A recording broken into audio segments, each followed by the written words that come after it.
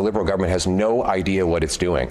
Pierre's playing for keeps here. Welcome back to Moose on Loose. My name's David. Today we got Pierre Poilievre absolutely destroying reporters, woke reporters, trying to ask him stupid questions, trying to trick him and trap him. We've seen this before. We have one other reporter during this press conference who absolutely annihilates Chrystia Freeland. This is pure gold. Let's jump into this. We got this one from conservative Roman Baber. It says it's 3:30 p.m. on a Tuesday. The Standing Committee on Justice is supposed to be meeting right now. Crime is out of control. Justice reform is desperately needed. The committee's conservative members are ready to work, but Liberal members refused to show up. Unbelievable. Well, then maybe they should be fired. They should lose their seat if they don't show up for work. Mark Carney didn't show up for work yesterday. Just decided not to show up the House of Commons, just doesn't want to. Then he goes and books a trip to go down to Mexico so he doesn't have to deal with looking at Pierre Poilievre across the way in the House of Commons. He's too scared of him. Where's Sean Fraser? Is he at home playing with his kids? The Liberal Party MPs are too busy working on a bill to try and shut down speech that makes them look bad. Oh, there's the truth. Working on other stuff that's not good for Canadians, but good for themselves. Got this one here. This is one of those temporary foreign worker Lima applications. We've got a line cook. This is so ridiculous. We've got line cook, office assistant at a dog spa. Yeah, really? You got a line cook there?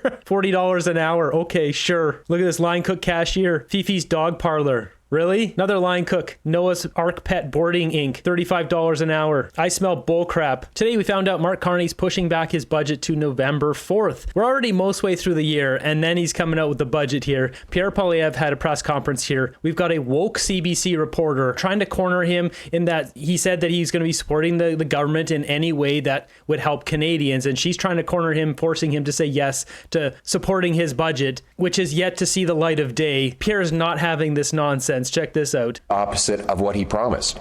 It's amazing. And when I said that Mark Carney was just the same as Justin Trudeau, everyone said that was unfair. And you know what? They were right. It's unfair to Justin Trudeau. Mark Carney is more expensive than Justin Trudeau. His deficit is even bigger than Justin Trudeau. His spending on bureaucracy and consultants much higher than Justin Trudeau.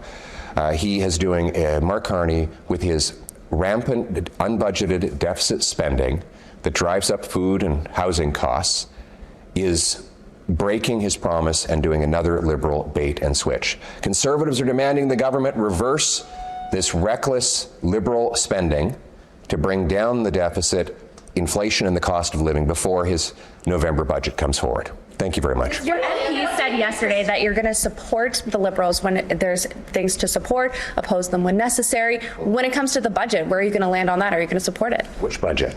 The one November 4th that was announced today. Do you have a copy you can give me? I don't, okay, but... you get one, then I'll answer your question. Are there anything that Poilievre... What a dumb question. Are you going to support the budget you know nothing about because it hasn't been released? What a dumb question. You could ask him 100 questions. You ask him one where nobody knows what's in that budget. You expect him to say yes to that? That would make it so that you wouldn't support it. I mean, tell me what your feelings are. I'm saying that Mark Carney needs to keep his promise and reverse the massive spending increases that he has brought in that have caused the deficit to double without even introducing the budget. Mr. Poilievre, what will... The left are having a meltdown over this, saying Pierre is so mean to her. She's pushing this propaganda nonsense. She knows that's not a real question. She's trying to corner him and trying to get him to commit to saying yes to supporting his budget, which nobody knows what's in it. And obviously he's not going to do that because there's rumors that this thing is going to be massive, a massive deficit. As he's pointed out here, worse than Trudeau. Mr. Poilievre, what will Chrystia Freeland's legacy be, in your view? That's a good question. I think it was that she resigned rather than introduce a $62 billion deficit. I think she said the Liberals were trying to force her to introduce a deficit of $62 billion. And she said, this is irresponsible, it is out of control, and it will cause massive inflation. And of course, that deficit went ahead anyway, and now it's even bigger. She's probably trying to get out of town and as far away as possible before this disastrous November budget comes. And I don't blame her.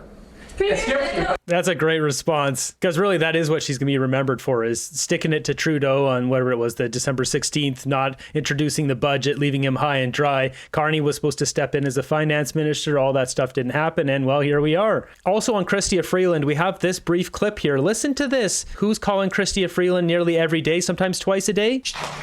Ontario's Conservative Premier became close with Freeland during NAFTA. I talk to her almost daily, bi-daily, and she's a good person, and she'll do a great job over in Ukraine.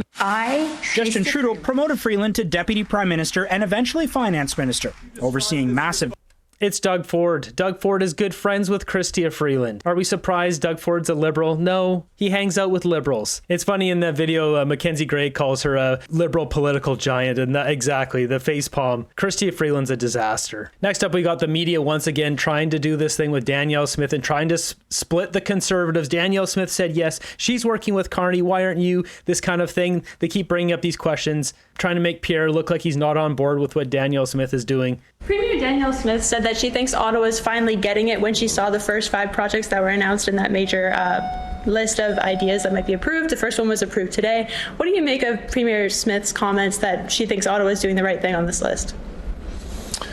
Well, what we have is that after Liberals have blocked projects and driven $800 billion of investment out of our country, over the last 10 years, Mark Carney has been even worse than Justin Trudeau. He's driven away another $62 billion of investment, and he keeping in place all of the anti-development laws that Liberals passed.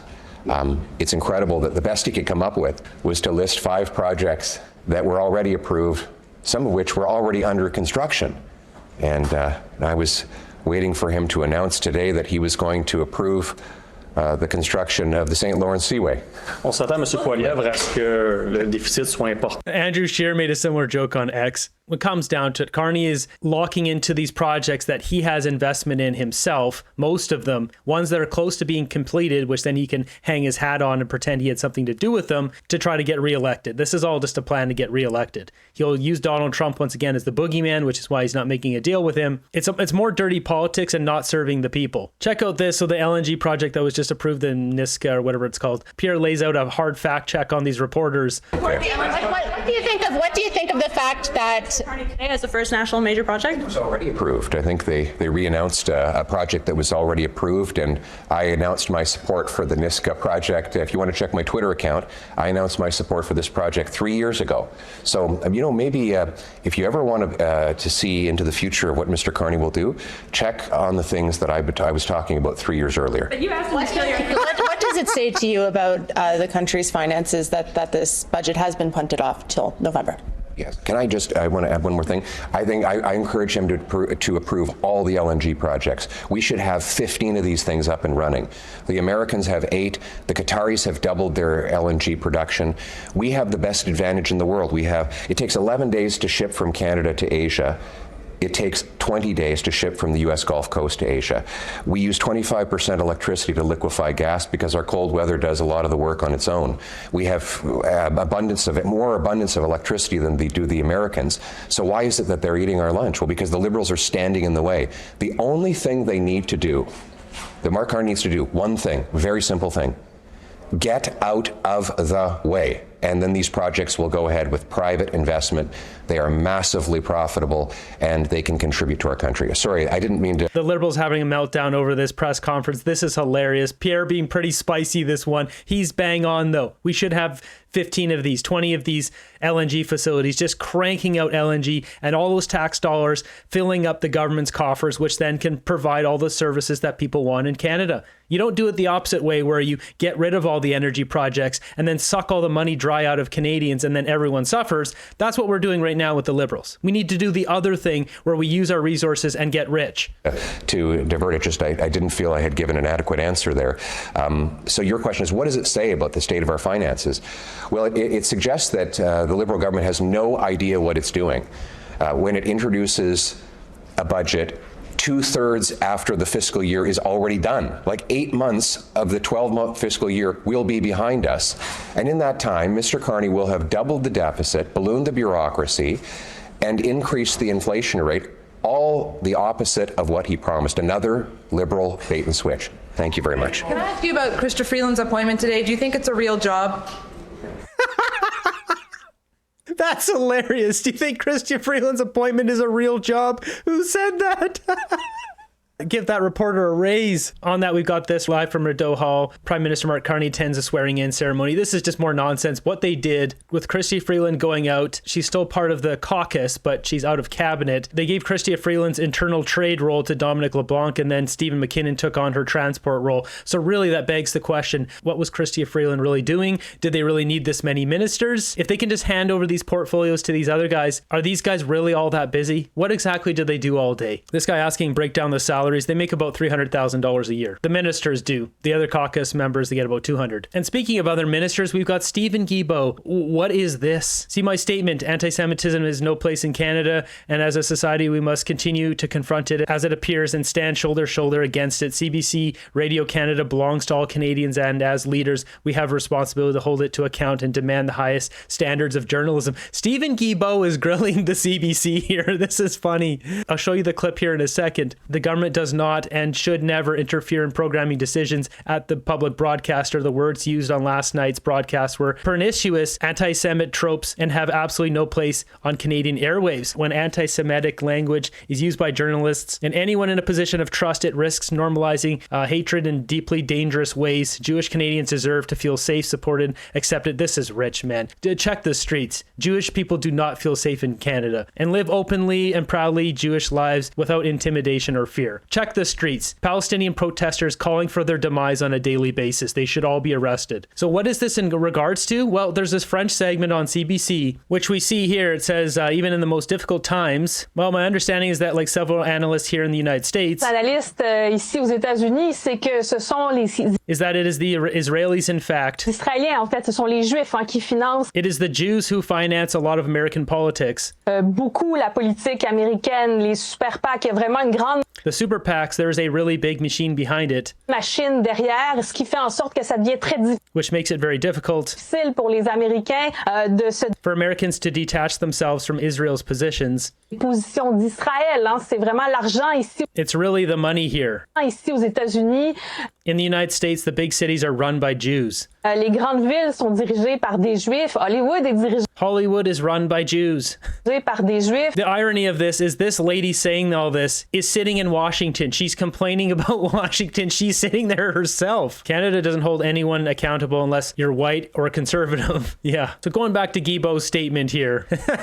I knew this was going to be here. Someone always posts this on his posts, as we should be. While we're talking about the Jewish community here in Canada, we've got Montreal man who attacked a Jewish father in a park, not criminally responsible. This was that one video, I can't show it, where he threw some water in the guy's face and then started like curb stomping him and kicking him and punching him while his young kid was watching the whole thing and like screaming. I guess you're allowed to randomly attack people in Canada and get away with it. I should note too about this chart. So I've got this sorted out now. I've got 10 different mirrors. It's all linked up in the description. So if one of them doesn't work, try another one because there's so many of you trying to get access that it keeps crashing it. I've also fixed the website, www.moosechart.com or www.moosechart.ca. That goes to two different charts. They're all synced up to one chart. So I just update one of them and it updates all 10 of them. One other thing I wanted to point out here is a bunch of you are trying to gain access to the board. I think probably to leave comments or whatever, but I can't do that because then anyone could just come in here and delete things or move things around. But if you want to send me a tip, this has already worked out well. I've got some great tips. You click on this submit a tip thing. This goes to a form, which looks like this, as you can see here. And then you just have to type in the name of the tip, put in the URL or just a text description. If you just want to send me some sort of note, some sort of hot tip you got, you can just type it out here, then put a category on it, whether it's has to do with housing or America, crime, or miscellaneous, Carney Liberals, Brookfield, and then just send that off. Just to show you guys what this looks like on the back end. This is why it took time to get this set up, because now when you guys send me, say, a video like Rick Astley, Never Give You Up, it automatically puts the thumbnail in here. It has the name of the video, has a YouTube address, and this is for anything. You can put Facebook links. You can see the articles pop up here. I also have a color coded here, crime, housing, Carney Liberals, etc. You can see here full screen. So then I can just go through these one by one. This is a much easier way for me to get tips, because then if I see 27 videos, the same thing being sent to me, then I can just quickly delete them all because I've already gone through that tip. And if you send me something that is just text, say there isn't an article, but it's just text, it'll just show up like this paragraph here. If there's something going on in your industry you want me to find out about, this is a great way to do it, because I'm not really good at checking my email, if I'm honest. I should note too, these are all just placeholders in here. I did get a few good tips that I've already gone through, like this one, which is a farmer doing the math on the EV mandate. So we'll go through that in another video. But with that said, use this tip submission tool to send me tips on news. I'm not looking for funny things or jokes or any of that kind of stuff to show up in here, because otherwise this is going to get cluttered real quickly. Got a story here from Alberta that's pretty interesting. They're adding citizenship onto Alberta driver's licenses. Alberta government says it's adding Canadian citizenship markers to its driver's licenses and ID cards. That would make Alberta the first province to do so, a move it says would make it easier for people to prove their citizenship. But as Travis McEwen reports, critics say it could lead to more discrimination. This is what Alberta's driver's license looks like, but this is what the province is proposing: the addition of Canadian citizenship to it, along with other ID cards, stating it's to make things easier for Albertans to prove citizenship for provincial services where it's needed. But some in privacy law say it could lead to potential discrimination cases. It's not just going to make it simpler for Albertans applying for benefits, but it's going to be able to tell us, who our citizens are. And look, there's 67 countries around the world that already do this. Spain does it, Italy does it, Brazil does it, Japan does it. Like, this is not controversial, but it will make life simpler for Albertans when they're applying for benefits. We're trying to solve the issue of some of our social programs requiring citizenship and how to make that easier. We're solving a problem of an unknown number of health cards that are of an unknown status because they're more than we have driver's licenses. And we're also trying to solve the problem of election integrity. Outside of an Edmonton registry, to some, it doesn't seem necessary. Doesn't feel right for you to have that on the driver's license. It could be used for someone who may not be a citizen, could be used for, malice. This privacy lawyer says the ID would give citizenship information to people who don't have a right to it, and it could lead to an opportunity of discrimination. And if that person is inclined to, let's say, discriminate against somebody who is not born in Canada or who is not a Canadian citizen, you're giving them that information and that ability to do so. So I think probably opens up the door, at the very least, to accusations of discrimination, but probably opens the door to actual discrimination. The province is expected to introduce legislation with the ID change this fall. It's also planning to add new healthcare numbers to driver's licenses late next year. Every time I see his CBC News clip, I feel my intelligence trying to be sucked away from me. Or does it open the door to honest, trustworthy elections with ID having to be shown using driver's license / Alberta ID card? Got a little update here on the Charlie Kirk situation. So Tyler Robinson, this monster here who took him out, has been hit with 7 counts as follows. Count 1, aggravated murder. Count 2, felony discharge of a pew-pew. Count 3, obstruction of justice, moving a pew-pew. Count 4, obstruction of justice, disposing of clothing. Count 5, witness tampering, telling a roommate to delete messages. Count 6, witness tampering, telling a roommate to stay quiet. And count 7, committing a bad times crime when children are present. Says here prosecutors are now seeking the death penalty, with a reporter asking the Utah district attorney whether he had spoken with Donald Trump after the president previously suggested Robinson should receive the death penalty. There's a good chance that this guy's getting put to sleep. Was it worth it? The left have been pushing so many awful stories on Charlie Kirk, and look at this example here. New York Times issues minor clarification that Charlie Kirk said, funny mustache guy is bad, not funny mustache guy is good. Yeah, that's a big difference. I mean, they'll just say anything, push any narrative, and then like, oh, actually, sorry, got that one wrong, put the wrong word in there. Just a small difference from what we previously reported.